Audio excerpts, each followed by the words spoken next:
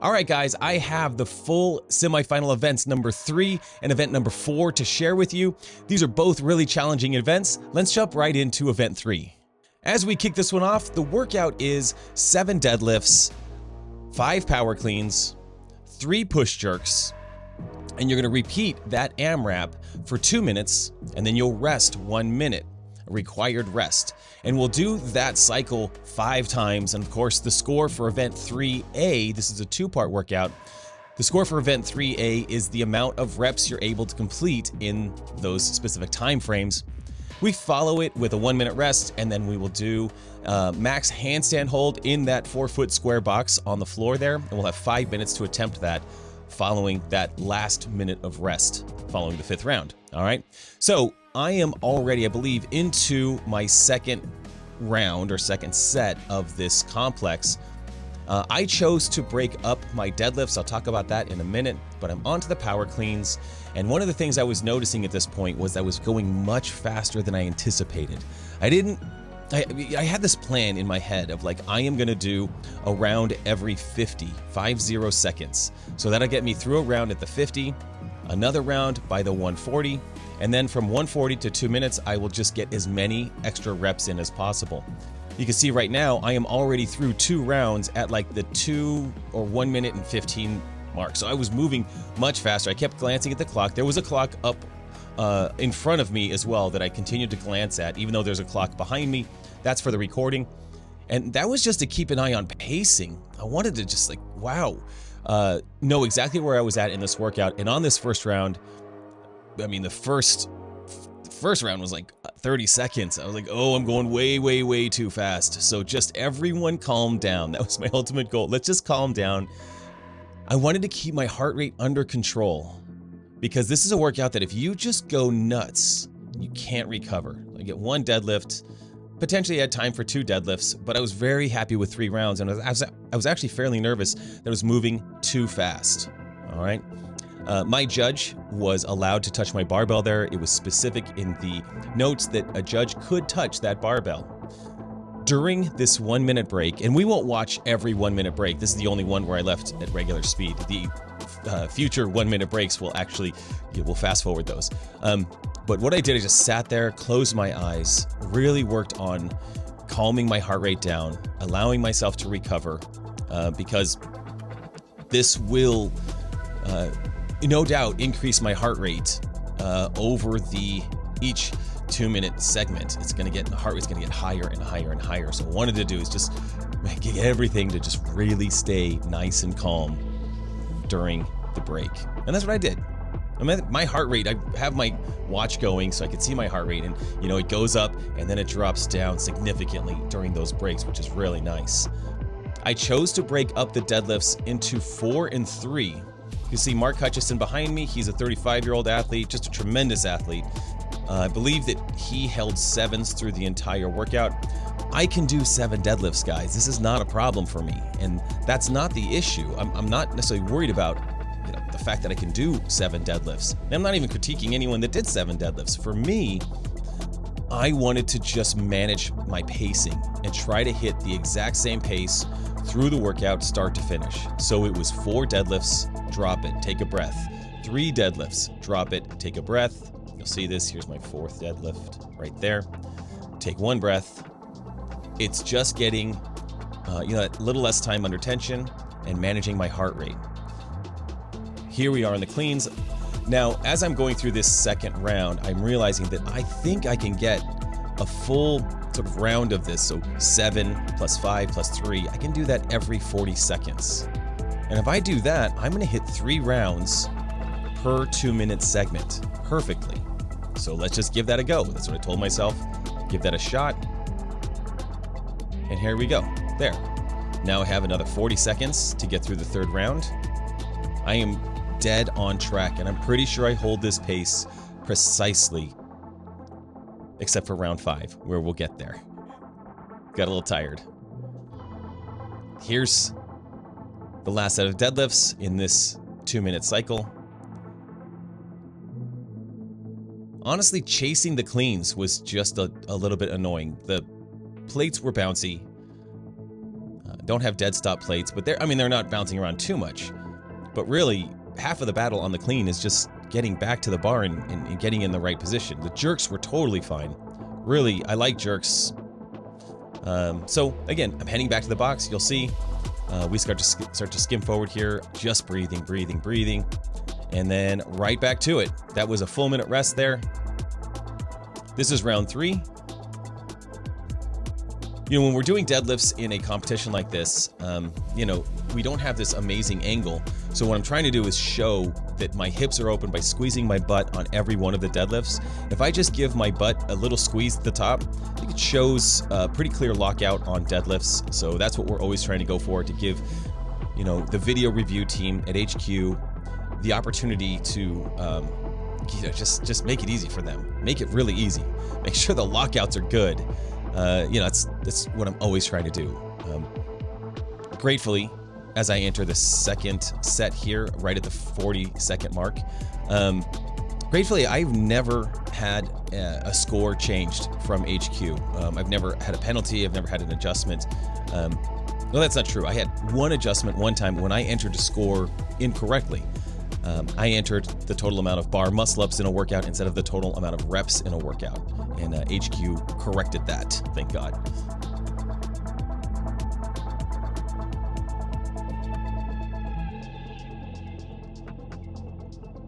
Prior to this workout, and prior to every one of the events in the semifinal workouts, my pre-workout drink of choice always now is Element.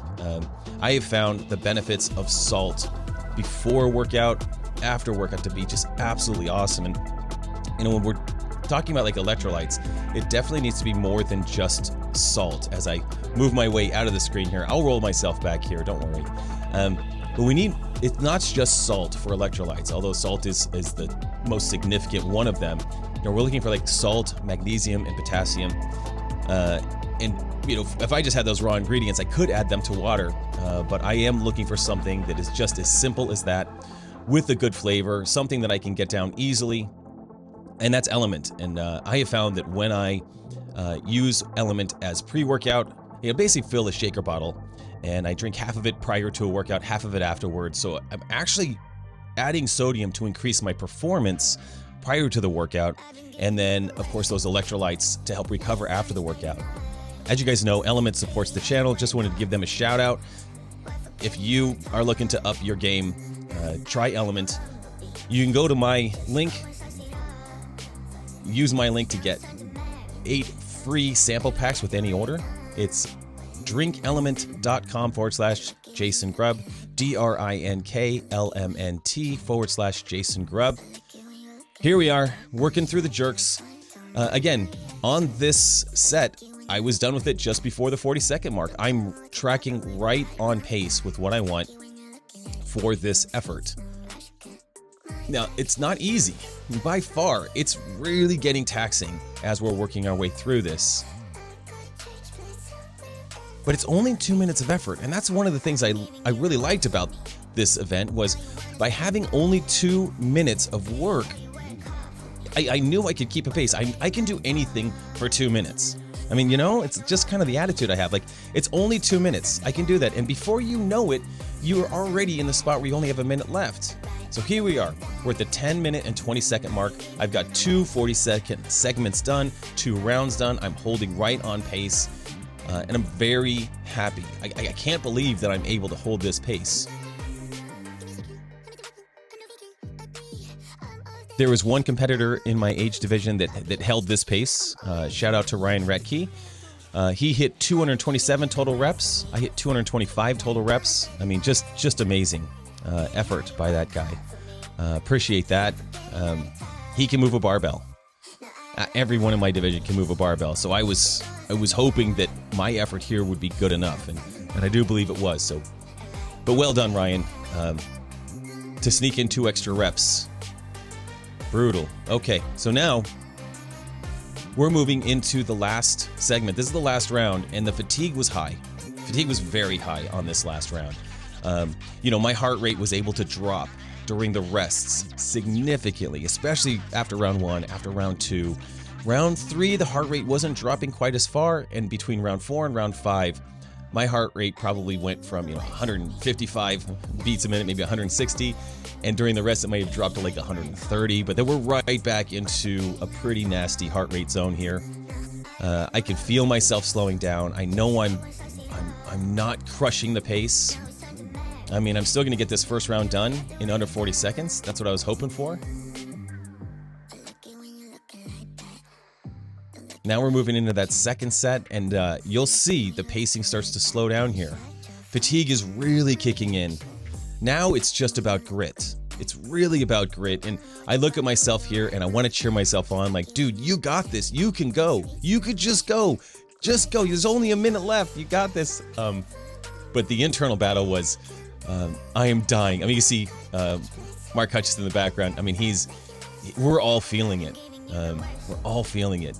You're trying not to step away from the bar because it is pretty uncomfortable right now. I am now falling off pace. I'm at the 13:20 mark. I should have been done with those jerks at 13:20. Now I've got to really hurry. So remember, in the first round, I got 3 rounds plus 1 rep. My goal here is to get through this third round here, but I'm running out of time. I know it. I can look at the clock. I can see where I'm at. I'm starting the cleans at 4:43. Not enough time. We got to get going. And I just know, my competitor's chasing me right now. What do I need to do? I just got to go. I just touch and go these. It was so gross that I got 2 reps in just before the time. That was satisfying to really go crazy at the end there. But the other guys, they all laid on the ground, and that looked quite satisfying. So I decided to lay down as well. When we see it in fast motion, you're like, God, we're just in agony, rolling around. And, at a certain point, you're just like, wow, okay, we rested a minute on the floor. We're already supposed to have, we're already in the 5-minute window to do the handstand. That started at the 15-minute mark. We have until the 20-minute mark. So I decided I was going to wait a full rest minute plus a second rest minute. Now I'm going to kick up at the 16:30 mark, and I'm going to kick into the diagonal portion of the box. I felt like it was just random. I felt like if I kick up on the diagonal, I had more room as opposed to kicking up in the square. Does it make sense? It probably doesn't make sense. A square is a square, but I felt like I had more room. On the first handstand hold, I did the split, with having my legs apart like that.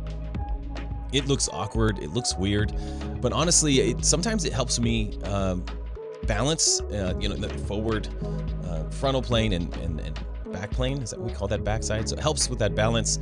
But the reality is I don't really practice handstands in this fashion that often. And where I'm feeling the fatigue now, I'm feeling the fatigue in my shoulders. I'm feeling it in my forearms as well. And pretty soon I'm going to start moving. And as soon as I start moving there, I'm not good. I'm not actually super happy with that attempt. Like 49 seconds. I felt like there's guys in my age group that can do 49 seconds here. So again, just wasn't super thrilled, but I decided it was it's definitely good enough to probably make it to the games, but I want to leave no stone unturned. So I'm going to give it a little bit bigger effort here. And I'm going to kick up and do my standard kick up with my feet together. I tend to balance better here. So what I was going to do on this one, I had a plan. I was like, I'm going to stay static for as long as possible, but my forearms are really tired here. They're really, really tired from the workout. Really, it was a forearm workout as well. So I'm just going to hang out here, and then as soon as I just can't hang on with my fingers, I'm going to start walking. Rich Froning, he walks a lot on his hands when he's doing static holds like this. He's just moving, and so I just decided to do this. This was just easier. It was a lot less work on my forearms, and if I could just hang out in that box for a while, we'll be okay. And now I don't know what the time is. I don't know when I started. My judge was actually not sure. He didn't realize that I could kick up just prior to the 20-minute mark and actually hang upside down past the 20-minute mark. All you had to do was be in the handstand by the time cap, and then you could go past the time cap. Oh, so I came out there. It turns out that I started that effort at about the 145, and I went all the way to the 252. Maybe I started at the 146, got up to the 252.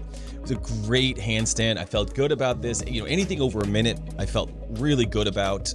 That went well. So let's jump into event 4. This workout was just a tough all-around effort. Again, technically I did this workout on Saturday, so I did events 4, then event 3. I did it in that order.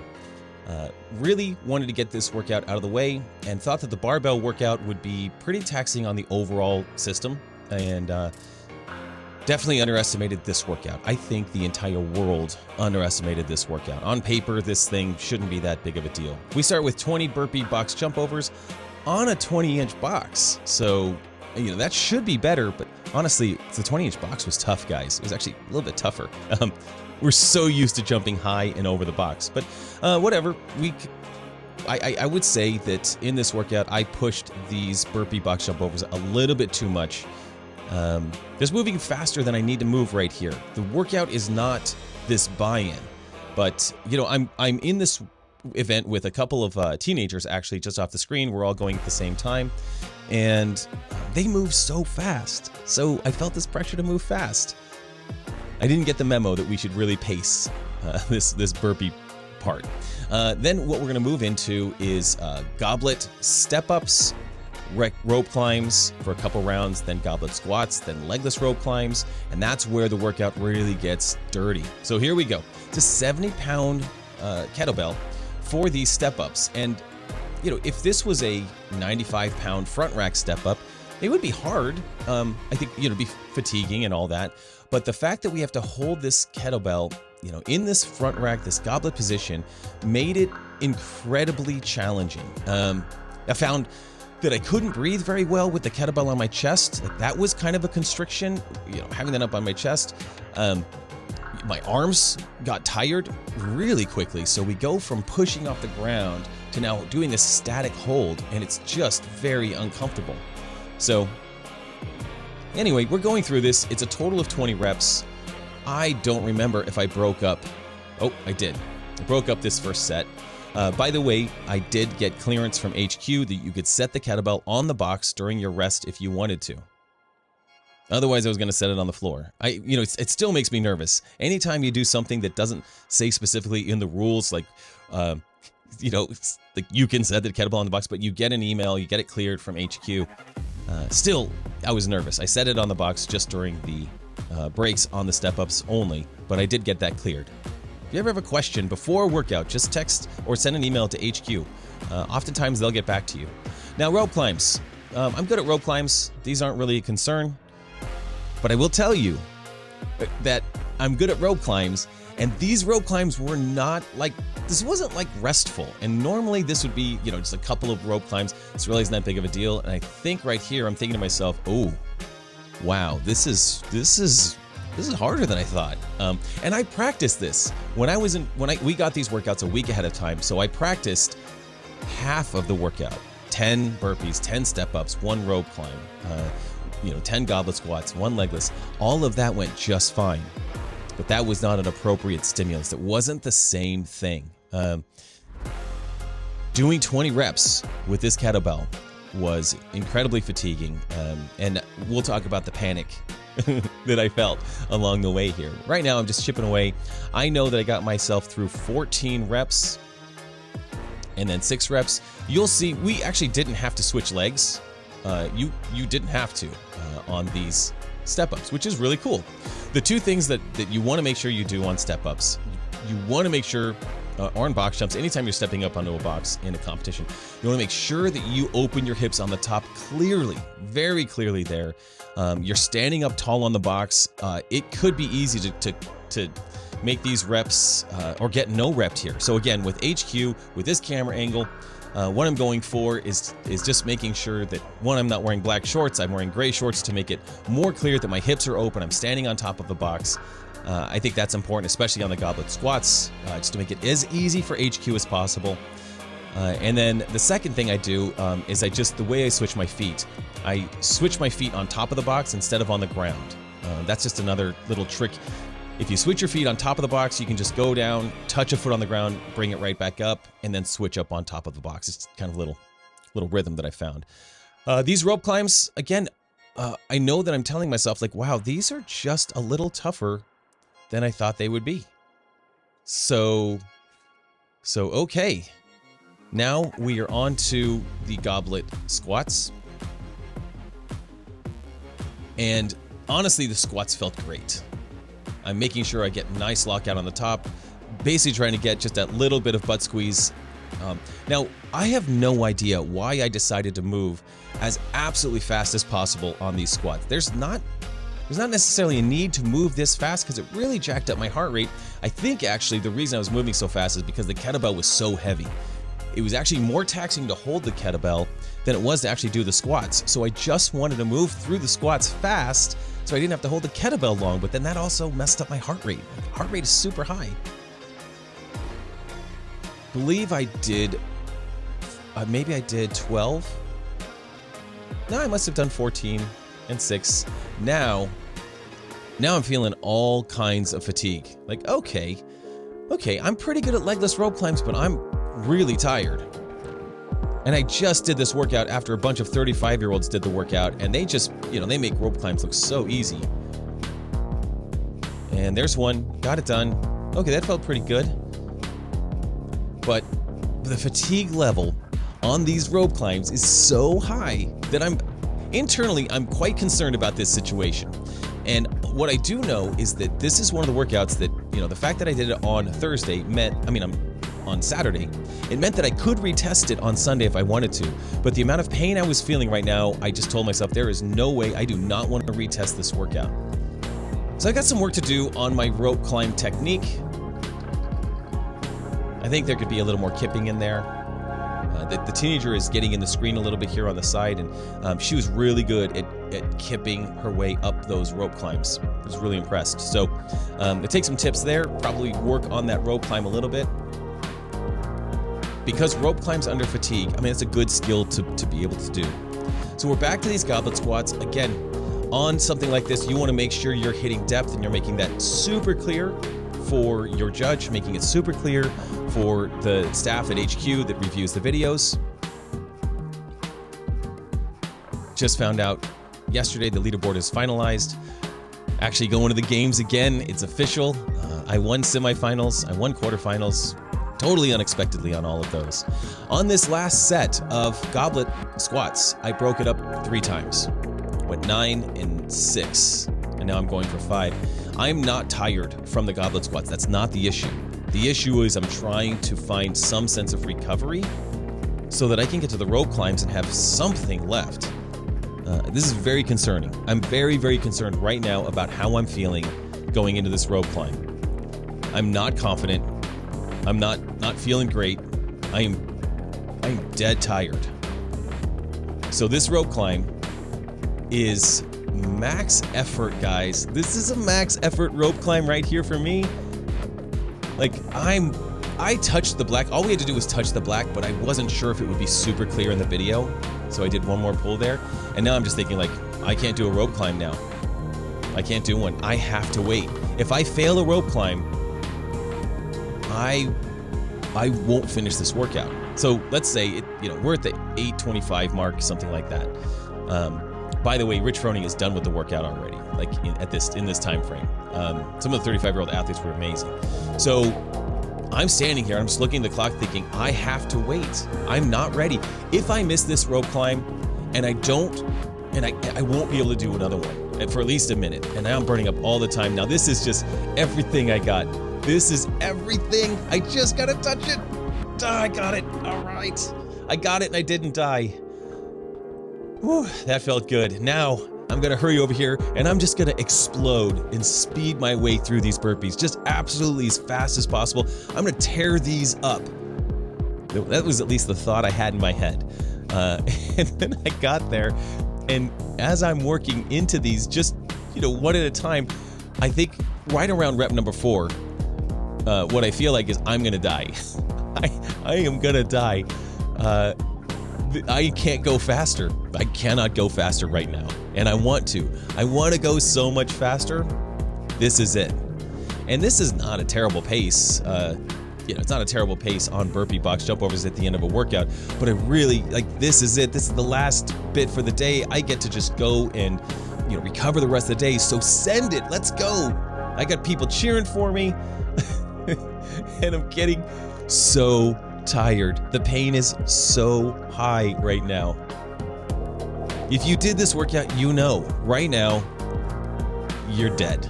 You're just dead. And when I was on rep number 4 or 5, I thought, how am I gonna get through this? How am I gonna get through a total of 20? I'm so uncomfortable. Happen to be the last person finishing the workout. The teenagers have been done for 2 days already. I finish it.